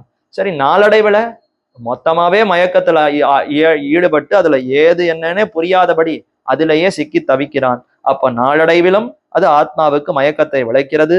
நித்ரா ஆலசிய பிரமோதாத்தம். நித்ரானா தூக்கம், ஆலசியம்னா சோம்பல், பிரமோதம்னா பிரமாதம், பிரமாத உத்தம்னா சோம்பல், கவனமின்மை ஆகியவற்றால் உண்டாவதான தத் சுகம். இப்ப கவனம் இல்லாமல் ஏதோ தாழ்ந்த விஷயங்கள்ல அதுதான் ரொம்ப முக்கியம், அதுதான் சிறந்ததுன்னு ஈடுபட்டால் அதெல்லாம் தாமசமான சுகம் என்று அத்தை தெரிவித்தார். அப்ப இப்படி 3 விதமான சுகங்கள் இருக்கின்றன. ந ததஸ்தி பிருத்திவியாம்பா திவி தேவேஷு வா புனः சத்வம் பிரகிருதிஜைர் முக்தம் எதேபி ஸ்யாத் திரிபிர் குணைஹி. இப்ப இது வரைக்கும் விவரித்தார். 40 ஸ்லோகம் 39 ஸ்லோகம் வரைக்கும் பெரியசியா குணங்கள்னாலத்தான் எல்லாம் ஏற்படுகிறது. இந்த குணங்களுக்கு கட்டுப்பட்டு தான் அனைவரும் செய்கிறார்கள்னு சொன்னாரா? எதற்கு இதையெல்லாம் சொல்ல வந்தார்னா, இந்த சம்சாரத்துல இப்படித்தான் எல்லாரும் குணங்களுக்கு வசப்பட்டிருக்கிறார்கள். இந்த சம்சாரத்துல, அதாவது இந்த ஜகத்துல இருக்கக்கூடிய ஜனங்களை எல்லாரும் மூணா பிரிச்சுடலாம். ஒன்னும் சாத்திகமா இருக்கணும், இல்ல ராஜசமா இருக்கணும், இல்ல தாமசமா இருக்கணும். இந்த மூன்றையும் கடந்தவர்கள் நீங்க உண்டா? அது வைகுந்தத்துலதான் உண்டு. அதைத்தான் இங்க தெரிவிக்கிறார். ந ததஸ்தி பிருத்திவ்யாம், இந்த பூமியில மனிதர்களிலோ அல்லது தேவலோகத்தில் உள்ள தேவர்களிலோ, தேவர்கள்னா நித்தியசூரிகள் இல்லை. இந்த இடத்துல தேவர்கள்ங்கிறது பிரம்மா முதலான தேவர்கள், இந்திரன், சந்திரன், குபேரன், அவர்கள்லாம் தேவலோகம் ஸ்வர்கலோகத்துல இருக்காளா? இப்ப அந்த தேவலோகத்துல இருக்கிற தேவர்களும் யாராக இருக்கட்டும், இந்த பிராகிருத்தமான 3 குணங்களிலிருந்து விடுபட்டதான யாதொரு பிராணி உண்டோ அத்தகைய உயிர் ஏதும் இல்லை. அப்ப 3 குணங்களிலிருந்து விடுபட்டவன் என்ன இந்த சம்சார மண்டலத்துக்குள்ள ஒருத்தரை கூட காட்ட முடியாது. யாராயிருந்தாலும் முக்குணங்களுக்கு பீடிக்கப்பட்டவனாகத்தான் இருக்கிறான் என்று அதனுடைய அருமையை தெரிவிக்கிறார். அப்படி சத்வரமஜஸ் தமசுங்கிற இந்த குணங்கள் இந்த ஜீவராசிகளை ஒரு பாடுபடுத்தி விடுகிறது. ஆனா இப்ப அதிலிருந்து கடக்க வேண்டும். குணாதீதனாக இருந்தால்தான் முக்திங்கிறது கிட்டும். அப்ப இதிலிருந்து எப்படி கடப்பதுன்னா, அது அவனவனுக்குன்னு விதிக்கப்பட்டிருக்கிற செயல்களை செய்ய வேண்டும். மறுபடியும் மறுபடியும் அங்கதான் கண்ணன் போய் நிற்கிறார். எத்தனைதான் சொன்னாலும் வேற வழியே கிடையாது. இதற்கு ஒரே வழி, அவனவனுக்குன்னு விதிக்கப்பட்டிருக்கிற செயல்களை செய்யணும். அதனால இப்ப 41 44 வரிசையா 4 வர்ணங்களை பத்தி தெரிவித்து இவர்களுக்கு என்னென்ன முக்கியமான செயல்கள், அதை தவிர அவர்களுக்கு பல செயல்கள் உண்டு, ஆனா முக்கியமான சில செயல்கள் என்னென்ன என்பதை தெரிவிக்கிறார். பிராமண க்ஷத்ரிய விஷாம் சூத்ராணாம் ச பரந்தப கர்மாணி பிரபிபிக்தானி ஸ்வபாவ பிரபவைர் குணைஹி என்று. எதிரிகளை வெல்கிறவனே அர்ஜுனா, பிராமண க்ஷத்ரிய விஷாம், பிராமணன், க்ஷத்ரியன், வைஷ்யன் ஆகியவர்களுடையவும், அதே போல சூத்ரானாம், சூத்ரர்களுடையவும், ஸ்வபாவ பிரபவைஹி குணைஹி, அவரவர்களுக்குன்னு உரிய முன்வினையால் உண்டான குணங்களோடு கூட செயல்களும் சாஸ்திரங்களில் பிரித்து கூறப்படுகின்றன. இந்தந்த வர்ணத்துல பிறவிங்கிறது முன்வினை கர்மாவினால ஏற்பட்டிருக்கிறது. அப்படி ஏற்பட்டதுன்னா அந்தந்த பிறவிகள்ல, அதாவது அந்தந்த பிரிவுகள்ல அவரவர்களுக்குன்னு சாஸ்திரங்கள்லயே செயல்களும் கூறப்பட்டிருக்கிறது. எந்த சாஸ்திரம் கர்மத்தினாலதான் இந்தந்த விதத்துல பிறக்கிறார்கள்னு சொல்லுகிறதோ அந்த சாஸ்திரமே அந்தந்த பிரிவுல இருப்பவர்களுக்கு இதுதான் முக்கியமான செயல்கள் என்பதையும் தெரிவிக்கிறதாம். அவர்களுக்கு குணங்களும் இப்படி அமைந்திருக்கும் என தெரிவிக்கிறது. க்ஷமோ தமஸ் தபௌஷம் சாந்தி ஆர்ஜவமேவச்ச ஞானம் விஜயானம் ஆஸ்திக்யம் பிராமே கர்ம ஸ்வபாவச்சம். அந்தணர்களுக்குன்னு இது இயற்கையாக இந்த சில பண்புகள் இருக்கும். இது அவர்களுக்கு முக்கியமான தன்மைகள். சமம் தமம் அப்படின்னா இந்திரியங்களை கட்டுப்படுத்தி இருத்தல், மனசை கட்டுப்படுத்தி இருத்தல். இது எல்லாருக்குமே அவசியம், ஆனால் இவர்களுக்கு ரொம்ப முக்கியம். மற்றையவர்களுக்கு அது தன்னிடையே வந்தாலும் வந்து விடலாம். ஆனா இவர்கள் இதை இயற்கையில கொண்டிருக்க வேண்டும், தாங்கள் முயற்சியினாலே அதை சாதிக்க வேண்டும். நமக்குதான் இயற்கையிலேயே இருக்குன்னு நினைத்து கொண்டு ஏதோ செயல்களில் ஈடுபட்டால் அது தன்னிடையே நழுவி போனாலும் போய்விடும். அப்போ இவர்களுக்குன்னு இயற்கையில இது இருக்க வேண்டும்னு எங்க சாஸ்திரமே சொல்லப்பட்டிருக்கிறதோ அப்ப கவனத்தோடு அதை கடைபிடிக்க வேண்டும். அப்ப இவர்களுக்கு இன்றியமையாத குணங்கள் இது. இது இருந்தால்தான் இவர்களுக்கு இந்த தன்மையே இருக்குங்கிற அளவுக்கு அப்படி குணங்களை தெரிவிக்கிறார். அப்போ சமம் தமம், இந்திரியங்களை அடத்தல், புலன்களை அடக்கியிருத்தல், மனசை அடக்குதல், தபஸ் ரொம்ப வருத்திக்கணும். ஏதோ சுகங்கள்லயே ஈடுபட்டு கொண்டிருக்க கூடாது. ஒரு சுகம் கிடைக்கலையா போனா போறது, இன்னைக்கு இல்லைன்னா என்ன பிராணனாவே போயிட போறது என்ன, அந்த அளவுக்கு ஒரு வைராக்கியத்தோடு உடலை வருத்தி கொள்ளுவதற்கு சாஸ்திரங்களை ஒட்டி சரீரத்தை வருத்துதல். ஏகாதசின்னா பட்டினி இருந்துதான் பார்க்கணும். அது என்ன முடியாது, அதெல்லாம் இருந்தா பிராணனே போயிடும்ங்கிற அளவுக்கெல்லாம் பயப்படக்கூடாது. நமக்குன்னு அது இயற்கையில தன்மை கூறப்பட்டிருக்கிறதா கண்ணன் தெரிவித்திருக்கிறார்னா இருந்துதான் பார்ப்போமே, என்ன ஆகிவிடும் என்ற அளவுக்கு ஒரு உறுதியோடு உடலை வருத்தி கொள்ளுவதற்கு இவன் பயப்படக்கூடாது. இதெல்லாம் அந்தணர்களுக்கு இருக்க வேண்டும். நல்ல தபஸ் இருக்க வேண்டும். ரொம்ப சுகத்திலேயே ஈடுபட்டு அது இல்லைன்னா வாழவே முடியாதுங்கிற அளவுக்கு அப்படி மயங்கி எல்லாம் இருக்கக்கூடாது. தபஸை கடைபிடிக்க வேண்டும். சௌச்சம், தூய்மையா இருக்கணும். தாழ்ந்த விஷயங்கள்ல புத்தி போகக்கூடாது. யாரையோ கெடுக்கணும், வஞ்சிக்கணும், இந்த தாழ்ந்த குணங்கள் பக்கமே போகக்கூடாது. அப்ப சௌச்சம், நல்ல தூய்மையோடு இருக்க வேண்டும். சௌச்சம்னா சாஸ்திரங்களில் விதிக்கப்பட்ட கர்மங்களை செய்ய தகுதியை உண்டாக்கி கொள்ளுதல். தகுதி என்ன? தாழ்ந்த குணங்களை நம்ம வளர்த்து கொள்ளாமல் அதற்கு தகுதியோடு இருக்க வேண்டும். சாந்திஹி, பிறரால் துன்புறுத்தப்பட்டாலும் மனம் வேறுபாடடையாமல் இருத்தல். சரி, யாரோ கிண்டல் பண்றா, யாரோ நமக்கு ஏதோ வஞ்சனை செய்கிறார்கள், நம்மை துன்புறுத்துகிறார்கள்னு சொன்னாலும் அதனால வருத்தப்படவே கூடாதாம். என்ன பண்ணிட முடியும்? உடலுக்குத்தான் அவர்கள் கொடுக்க முடியும், ஆத்மாவுக்கு யாராலும் எந்த தீமையும் ஏற்படுத்த முடியாதுங்கிற ஒரு உறுதியோடு இவர்கள் தெளிந்தவர்களாக இருக்க வேண்டும். ஆர்ஜவம், பிறரிடம் மனம் மெய் மொழிகளில் ஒருபடிப்பட நடத்தல். இங்க இருக்கிற குணங்கள் எல்லாமே அனைத்து ஜீவராசிகளுக்கும் இருக்க வேண்டியதுதான். ஆனா முக்கியமா இவர்கள் பிராமணர்கள், அந்தணர்கள் கண்டிப்பாக கடைபிடித்தே தீர வேண்டும். இது இல்லைன்னா, இதுல ஒண்ணு இல்லைன்னா கூட அவர்களுக்கு அந்த தன்மைங்கிறதே நிற்காது. அந்த அந்தணருங்கிற அந்த தன்மையை நழுவி போய்விடும். அந்த அளவுக்கு இவர்களுக்கு முக்கியம்னு காட்டுகிறார். அப்போ ஆர்ஜவம், அனைவரிடத்திலையும் ஒருபடிப்பட இருக்கணுமா. மனசால எதையோ நினைச்சுண்டு, வாக்கால எதையோ பேசிண்டு, செயலால எத்தையோ செய்து கொண்டு இருக்கக்கூடாது. பிறரிடம் மனம் மெய் மொழிகளில் ஒருபடிப்பட நடத்தல். ஞானம், பரதத்துவத்தையும் மற்ற தத்துவங்களையும் உள்ளபடி அறிதல். ஞானத்தோடு இருக்க வேண்டும். ஞானம்னா பரதத்துவத்தையும் ஜீவாத்மா தத்துவத்தையும் தெரிந்து கொண்டு எல்லாரும் ஜீவாத்மாக்கள், பரமாத்மாவுக்கு அடிமை என்பதையெல்லாம் புரிந்து கொண்டு இருக்க வேண்டும். விஞ்ஞானம், பரதத்துவத்திடம் இருக்கும் தனித்தன்மைகளை அறிதல். ஞானம்னா பரமாத்மா ஜீவாத்மா பத்தின பொதுவான அறிவு. விஞ்ஞானம்னா பரமாத்மா எவ்வளவு பெரியவர், அவருக்கு என்னென்ன தன்மைகள் இருக்கிறதுங்கிறது தனித்தன்மைகளை அறிதல். ஆஸ்திக்யம், வேதத்தில் நம்பிக்கையோடு இருக்க வேண்டும். வேதம், வேத நூல் ஓதுகின்றது உண்மை அல்லது இல்லைன்னு திருமழிசை ஆழ்வார் தெரிவித்தாரே பாசுரத்துல, அப்படி அதுல உறுதி கொண்டவனாய் சிறந்த நம்பிக்கையோடு இருக்க வேண்டும். ஸ்வபாவஜம், இப்படிப்பட்ட தன்மை முன்வினையால் ஏற்பட்ட இந்த பிராமணனுக்கு உரிய செயல்களாகும். பிராமணனுக்குன்னு இந்த தன்மைகள் அமைந்திருக்கும், அவன் இந்த செயல்களை செய்கிறான் என்று இப்படி தெரிவித்தார். இதே போல மற்றவர்களுக்கும் தெரிவிக்கப்பட்டிருக்கிறது. அதற்கு பிற்பாடு இப்ப கண்ணன் இந்தந்த செயல்களை அவனவன் செய்து கொண்டு வந்தால் அதனாலேயே அவனுக்கு மனது பண்படும், ஆத்ம சாட்சா்காரம் ஏற்படும் என்ன அத்தை தெரிவிக்கிறார். இதெல்லாம் 2ஆம் அத்தியாயத்திலே கண்ணன் தெரிவித்து விட்டார். ஆத்மா எப்படிப்பட்டது, தேகம் அனித்யம், ஆத்மா எவ்வளவு உயர்ந்தது என்பதையெல்லாம் தெரிவித்து, சர்வகர்மாண்யபி சதா குர்வானோ மத் வியபாஸ்ரய மத் பிரசாதாத் அவாப்னோதி சாஸ்வதம் பதமவ்யயம். இப்படி அனைத்து கர்மங்களையும் ஒருத்தன் செய்து கொண்டிருக்க வேண்டும். எல்லா காமிய கர்மங்களையும் என்னிடத்தில் கர்த்திருவம் முதலானவற்றை சமர்ப்பித்தவனாய் எப்போதும் செய்பவன் என் அருளாலேயே என்றும் இருப்பதாய் குறையில்லாதான அந்த பிராப்தியமான என்னை அடைகிறான் என்று தெரிவிக்கிறார்.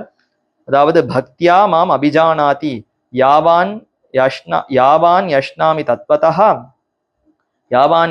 தத்வதா ததோ மாம் தத்வதோ ஞாத்வா விஷதே ததனந்தரம் என்று இப்படி இந்த கர்மங்களை செய்ய செய்ய அதுவே ஆத்மாவை குறித்தன சாட்சா்காரத்தை ஏற்படுத்தி அதற்கு பிற்பாடு பக்தி யோகத்தை விளைக்குமா. அதைத்தான் தெரிவிக்கிறார். பக்தியா மாம் அபிஜானாதி, ஸ்வரூபத்தாலும் சுபாவத்தாலும் நான் எத்தகையவனோ, குணத்தாலும் செல்வத்தாலும் நான் எப்படிப்பட்டவனோ அத்தகைய என்னை முற்கூறிய பரபக்தியினாலே யாரொருவன் அறிகிறான். அப்படி அறிந்தவன் உள்ளபடி அறிந்து அதற்கு பிறகு பரமபக்தியாலே என்னை வந்து அடைகிறான். இந்த ஞானம், அதாவது கர்மயோகத்தை செய்ய செய்ய அவனவனுக்குன்னு விதிக்கப்பட்ட செயல்களை உறுதியோடு செய்யணும். செய்ய செய்ய அது ஆத்மாவை பத்தி நன்கு அறிவிக்கும், ஆத்மாவை பத்தின தெளிவான அறிவு ஏற்படும். அதற்கு பிற்பாடு இந்த ஆத்மா பரமாத்மாவுக்கு அடிமை என்ற அந்த அறிவு ஏற்பட்டு அவரிடத்துல அன்பு மிகுமா, பரமாத்மாவினிடத்துல அன்பு ஏற்படும். அவர் எத்தகையவர், எப்படிப்பட்டவர்னு தெரிந்து கொள்ள முற்பட்டு அவரை பத்தி ஸ்வரூபத்தாலும் சுபாவத்தாலும் பெருமாள் எப்படிப்பட்டவருடைய ஸ்வரூபமே பரஸ்வரூபம், நம்ம அனைவரை காட்டிலும் மிகவும் மேம்பட்டவர், ஜெகத்தையே நியமிப்பவர் என்ன அந்த தன்மையெல்லாம் புரிந்து கொள்ளுவோம். குணத்தாலும் செல்வத்தாலும் அவருடைய பண்புகள், அவருடைய விபூதி, ஐஸ்வர்யம் எப்பேற்பட்டவர், இதெல்லாம் அவருக்கு சொத்தா இருக்கிறதேன்னு அதையும் தெரிந்து கொண்டு பரபக்தியினாலே அவரை உள்ளபடி அறிவோம். அப்படி அறிந்தால் அவரிடத்திலே ஈடுபட்டு தியானிப்போமா, அந்த தியானம்ங்கிறது அடுத்து பரஜானத்துக்கு கொண்டு போய் சேர்க்கும். பரஜானம்னா அவரை உள்ளபடி கண்ணுக்கு முன்னாடி அப்படியே பார்க்கக்கூடிய ஒரு நிலை. பரபக்திங்கிறது விருப்பம், ஆசை. அந்த விருப்பம் நீண்ட நாள் தியானமாக மாறினால் அப்ப கண்ணுக்கு முன்னாடி அவர் அப்படியே சேவை சாதிக்கிறாருன்னு மனதுக்கு தெரியும். கண்ணுக்கு முன்னாடி அவர் இல்லைன்னா கூட மனசினால இடைவிடாமல் சிந்திக்க சிந்திக்க நாம எதை குறித்து சிந்திக்கிறோமோ அந்த உருவமே, அந்த எம்பெருமானே நமக்கு முன்னாடி அப்படியே சேவை சாதிப்பது போல மனசுல ஒரு ஞானம் ஏற்படும். அதுதான் தத்வதா ஞாத்வா, உள்ளபடி அறிந்து அதற்கு அடுத்த க்ஷணம் என்ன ஏற்படுமா, இப்படி இடைவிடாமல் அவனை சிந்திக்க, அவனை கண் முன்னாடி அனுபவிக்க, இவனை விட்டு ஒரு நொடியும் பிரிய முடியாது, பிரிந்தால் பிராணனே போய்விடுங்கிற பரமபக்தி ஏற்படும். அதுதான் பரமமான பக்தி. இது ஆழ்வாருக்கு எப்படி ஏற்பட்டதுன்னா, நம்மாழ்வார் திருவிருத்தத்துல பரபக்தியில தொடங்கினார். கண்ணா, உன்னை விட்டு என்னால பிரிந்திருக்க முடியாது, இனியா முறாமை, இப்பொழுதே உன் திருவடிகளை பத்துறேன், நீ இந்த விஞ்ஞாபனத்தை ஏற்றுக்கொண்டு மெய் நின்னு கேட்டருளாய் அடியேன் செய்யும் விண்ணப்பமே, உடனே உன்னுடைய திருவடியை கொடுன்னு பிரார்த்திச்சார். உமக்கு ஞானத்தை கொடுத்ததே பாசுரங்கள் திவ்ய பிரபந்தம் பிறக்கணும்னு முதல் பாசுரத்திலேயே வைகுந்தத்தை கொடுத்தா எப்படி? அதனால இருந்து பாசுரங்களை அருளும்னு சொல்லி அவரும் அப்படியே வளர்த்தார். அன்பு கடல் புறைய விளைவித்து விளைவித்து காதல் கடல் புறைய விளைவித்தார்னு கடல் போல அப்படி வளர்ந்தது எம்பெருமானிடத்துல ஆழ்வாருக்கு காதல். வளர வளர பரபக்தி எவ்வளவு தூரம் போச்சுன்னா, அதுதான் திருமாலிரும் சோலை மலை என்னேனென்ன திருமால் என் நெஞ்சு நிறைய புகுந்தான்னு திருவாய்மொழியினுடைய 10ஆம் பத்துல 8வது பதிகம். அப்படின்னா 10ஆம் பத்துல 80 பாசுரங்கள் வரைக்கும் பரபக்தி. அதற்கடுத்து 9வது பதிகம் சூழ்விசும் பணிமுகள் தூரியம் முழக்கினன்ற அந்த பதிகத்துலதான் பரஜானமா எம்பெருமான நேரே கண்டு சேவிக்கிறார். எந்த அர்ச்சிராதி மார்க்கத்து மூலமா போனா எம்பெருமான அனுபவிக்கலாம்ங்கிறதெல்லாம் எம்பெருமான் காட்டி கொடுக்க தெளிவாக அது அத்தனையும் கண்ணுக்கு முன்னாடி பார்க்கிற மாதிரி பார்த்து, இதோ இப்படி போகணும் அப்படி போகணும், அங்கங்க நித்திய சூரிகள்லாம் வழி காட்டுறா, என்ன ஒரு ஜீவாத்மா எப்படி போய் அடைகிறான்ங்கிறதெல்லாம் தெளிவாக பார்த்து அனுபவித்தார். இது பரஜானம். அதற்கப்புறம் முனியே நான்முகனேங்கிற பதிகத்துல இப்படிப்பட்ட எம்பெருமானை விட்டு ஒரு நொடி கூட இருக்க முடியாது. கொடுத்தா இப்ப கொடு, இல்லையா இப்பவே பிராணன் போய்விடும் என்று அந்த உயர்ந்த பக்தியினாலே கதறினார். திருவானை நின்னானை கண்டாய், பிராட்டி பேர்ல சத்தியம் இடுகிறேன், ஆணையிடுகிறேன், நீ என்னை விட்டு போக முடியாது, நானும் உன்னை விட்டு இருக்க முடியாது, நீ கொடுத்தே ஆக வேண்டும் என்று பிரார்த்திக்க பெருமானும் கொடுத்தார். அந்தமில் பேரின்ப தடியரோடு இருந்தமை என்ன அந்த உயர்ந்த ஆனந்தத்தை பெற்றார். அப்ப அதை போலே யாரொருவன் இப்படி கர்மஞான கர்மயோகத்தை செய்ய செய்ய அவனுக்கு ஞானம் ஏற்படும். அவன் ஆத்மாவை குறித்து அறிவான், அவன் எம்பெருமான குறித்து அறிவான், அவன் எம்பெருமானிடத்துல பரபக்தியோடு ஈடுபடுவான். இப்ப பரஞானம் ஏற்படும், அவனுக்கு பரமபக்தி ஏற்படும். அதற்கு பிற்பாடு எம்பெருமானையே அடைந்து விடுகிறான் என்ன அதை தெரிவித்தார். இப்படி இந்த பக்தியினாலே எம்பெருமான அடைய வேண்டும். அந்த பக்தி யோகம் எப்படி இருக்கணும்? சர்வ கர்மான்யபி சதா குர்வானோ மத் வியபாஸ்ரயா, அனைத்து கர்மங்களையும் செய்யும் பொழுதும் என்னையே மனதில் நினைத்து கொண்டு செயல்களை செய்யணுமா. இந்த பக்தி யோகியானவன் செயல்களை எல்லாம் செய்கிறான், காமிய கர்மங்களையும் என்னிடத்தில் கர்த்திருவம் முதலானவற்றை சமர்ப்பித்தவனாய் எப்போதும் செய்பவன், என் அருளாலே என்றும் இருப்பதாய் குறையில்லாததான பிராபியமான என்னை அடைகிறான் என்று 56வது ஸ்லோகத்துல தெரிவிக்கிறார். அப்போ சிலருக்கு இப்போ காமிய கர்மங்கள்ல விருப்பமே இருக்காது, பலன்களை உத்தேசிச்சு செய்யக்கூடிய கர்மங்கள்ல விருப்பம் இருக்காது. ஆனால் சிலருக்கு அதுல விருப்பம் இருக்கிறதே, அப்படிப்பட்டவர்கள் அப்ப கண்ணன் அடைய முடியாதோ அப்படின்னா நாளடைவில் அவர்களும் அடையலாம். முதல்ல அந்த காமிய கர்மங்கள்ல விருப்பம் இல்லாமல் எம்பெருமானிடத்துல விருப்பத்தோடு செய்ய தொடங்க வேண்டும். இழந்த ராஜ்யத்தை பெற வேண்டும் என்பதற்காக நான் செய்யும் காமிய கர்மத்தினால் மோட்சம் சித்திக்குமோ? இப்ப அர்ஜுனனுக்கு சந்தேகம் வரும். 18வது அத்தியாயத்துல இப்ப கண்ணன் தெரிவிக்கிறார், எல்லா இதுலயும் விருப்பத்தை இல்லாம என்னிடத்திலேயே விருப்பத்தோடு நீ செய்வாயின்னு. ஆனா இப்ப யுத்தமே எதற்கு செய்யப்படுகிறது? இதோ துரியோதனன் முதலானவர்கள் எல்லாம் அழித்து ராஜ்யத்தை பெற வேண்டும்ங்கிற விருப்பத்தினாலதானே யுத்தம் செய்ய போகிறேன். அப்ப அந்த விருப்பத்தோடு நான் யுத்தம் செய்தால் எனக்கு மோட்சம் கிடைக்குமா என்ன சந்தேகம் வர, அந்த விருப்பத்தோடு நீ செய்ய வேண்டாம். அந்த யுத்தம்ங்கிறதும் எம்பெருமானுக்கு ஆராதனம்ங்கிற எண்ணத்தோடு நீ செய். காமிய கர்மம் உண்மையில யுத்தம்ங்கிறது எப்படிப்பட்ட கர்மா செயல்னா அது வெற்றி குறித்து செய்யப்படுகிறதான. யுத்தம்னு சொன்னாலே வெற்றி ஏற்பட வேண்டும்ங்கிற ஒரு முனைப்போடு தான் யாரா இருந்தாலும் சண்டை போட போறா. ஆனா நீ அப்படி செய்யாதே, இவ்வளவு நேரம் என்னிடத்துல உபதேசம் கேட்டிருக்கிறாயே, அப்ப இந்த யுத்தம்ங்கிறது எனக்குன்னு விதிக்கப்பட்டிருக்கிறது, ராஜ்யத்தை காப்பாற்ற வேண்டும், க்ஷத்ரியனுடைய கடமை, அதனால் நான் செய்கிறேன்.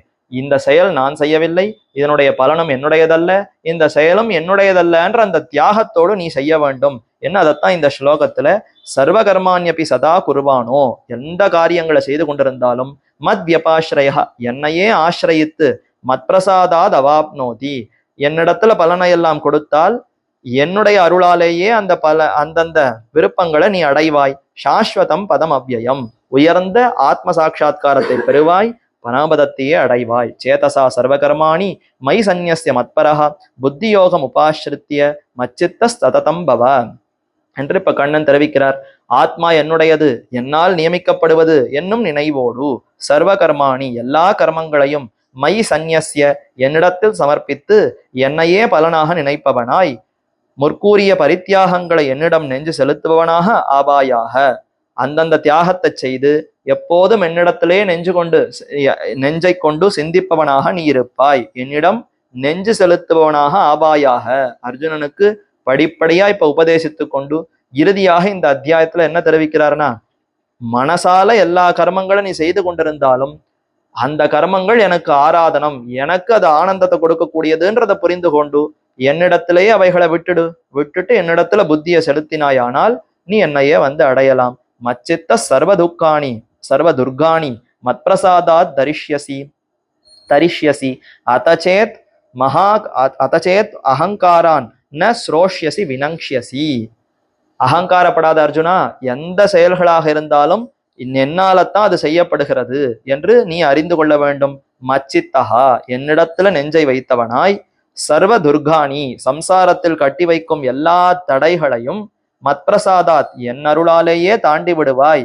அப்படி அல்லாமல் அகங்காராத், நானே எல்லாம் அறிந்தவன் என்னும் எண்ணத்தாலே நான் சொன்னதையும் கேட்காமல் இருப்பாயாகில் அழிந்து விடுவாய். இப்ப ரெண்டுத்தையும் சொல்லிட்டார். என்னுடைய சொல் பேச்சு கேட்டு என்னிடத்துல அனைத்தையும் சமர்ப்பித்து நீ காரியங்களை செய்தால் இப்போ உயர்ந்த ஆனந்தத்தை பெறுவாய். ஆனா நான் தான் செய்பவன் அகங்காரப்பட்டு செய்ய முற்பட்டால் அப்ப நீ அழிவையே பெறுவாய் என்று இரண்டையும் தெரிவிக்கிறார்.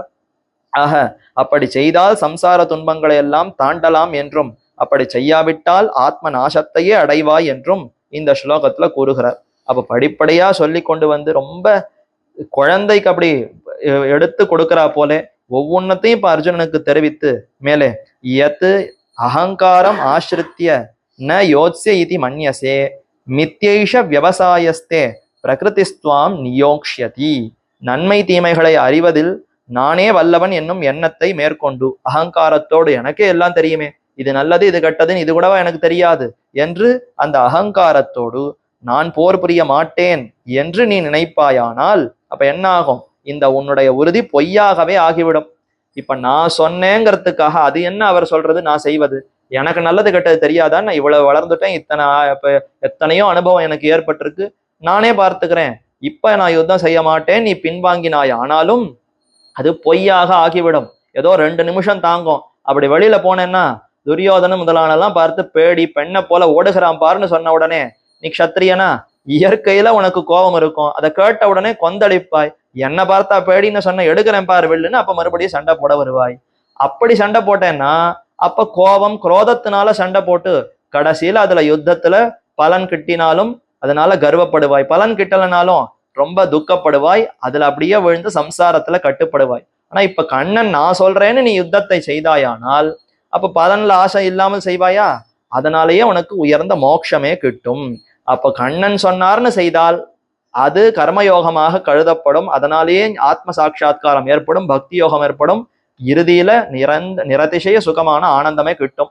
ஆனா அது என்ன கண்ணன் சொல்றது நான் செய்யறதுன்னு அதற்கு விரோதமாக நடந்து கொண்டால் அப்ப ஆத்ம விநாசத்தை தான் அத்தை கொடுக்கும் என்று அதைத்தான் கண்ணன் தெரிவிக்கிறார். ஸ்வபாவஜேன கௌந்தேய நிபத்தஹா ஸ்வேன கர்மனா கர்த்தும் நேச்சசி என்மோகாத் கரிஷ்யதி அவசோபிதத்து. இயற்கையில அவனவன் எதற்கு வசப்படுகிறான்னா கர்மங்கள்ல வசப்பட்டிருக்கிறான். யாரும் கர்மமே செய்யாமல் செயல் புரியாதவனாக யாருமே இல்லையே. குழந்தை பிறக்கும் பொழுதே அழுகிறது, பால் கொடுக்கிறது, அப்புறம் தூங்குகிறது, மலமூத்திரங்களை பெருக்குகிறது.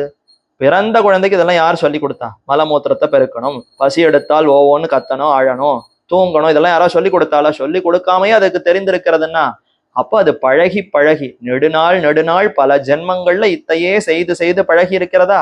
அப்போ செயல் புரிவதுதான் ஒரு ஆத்மாவுக்கு இயற்கையில தன்மை. அப்ப செயலை புரிந்து விடு, ஆனால் தியாகத்தோடு செய். இந்த செயல் என்னுடையதல்ல, செயலுக்கு உண்டான பலனும் என்னுடையதல்ல, செயலை செய்பவனும் நான் அல்ல என்ற அந்த தியாகத்தோடு நீ செய்தாயானால் அப்போ உயர்ந்த கதியையே பெறலாம் என்று அதைத்தான் தெரிவிக்கிறார்.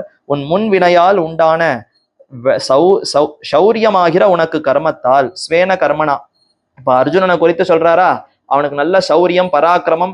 சௌரியம்னா சூரத்தன்மை, எதிரிகளை எல்லாம் அப்படியே சண்டை போட்டு அவர்களை எல்லாம் தப்பிக்கும்படி செய்யக்கூடிய அந்த வீரம், அந்த ஒரு தன்மை அவனுக்கு இருக்கா? சௌரியம் பராக்கிரமம் எல்லாம் இவனுக்கு இருக்கு. அதனால கட்டுப்பட்டவனாய், அதனாலேயே உன் சரீரத்திற்கு வசப்பட்டவனாய், அதனாலேயே உன்னுடைய உடலுக்கு நீ வசப்பட்டவனாக ஆகிவிடுவாய். என் மோகாது கர்த்தும்ன இச்சசி, யாதொரு போரை அறிவின்மையால் நீ செய்ய விரும்பாதிருக்கிறாயோ, கரிஷ்யசி அபி, என் ஆணையை மீறினாலும் வேறொரு காரணத்தால் நீ செய்யத்தான் போகிறாய். அப்ப நான் சொன்னேன்னு நீ கேட்காமல் தவிர்த்து போனாயானால் உன்னுடைய இயற்கை தன்மையினாலேயே தூண்டப்பட்டு யாரோ ஒருத்தன் சொன்ன உடனே கேட்டு கொந்தளித்து கொண்டு நீயே சண்டையிடத்தான் போகிறாய் அர்ஜுனா. அதனால என் ஆணையை மீறி நீ போர் புரிய மாட்டேன்னு சொல்லாதே, அது முட்டாள்தனம். ஈஸ்வர சர்வபூதானாம் ஹிருத்தேஷே அர்ஜுன திஷ்டதி பிராமயன் சர்வபூதானி யந்திராரூடானி மாயையா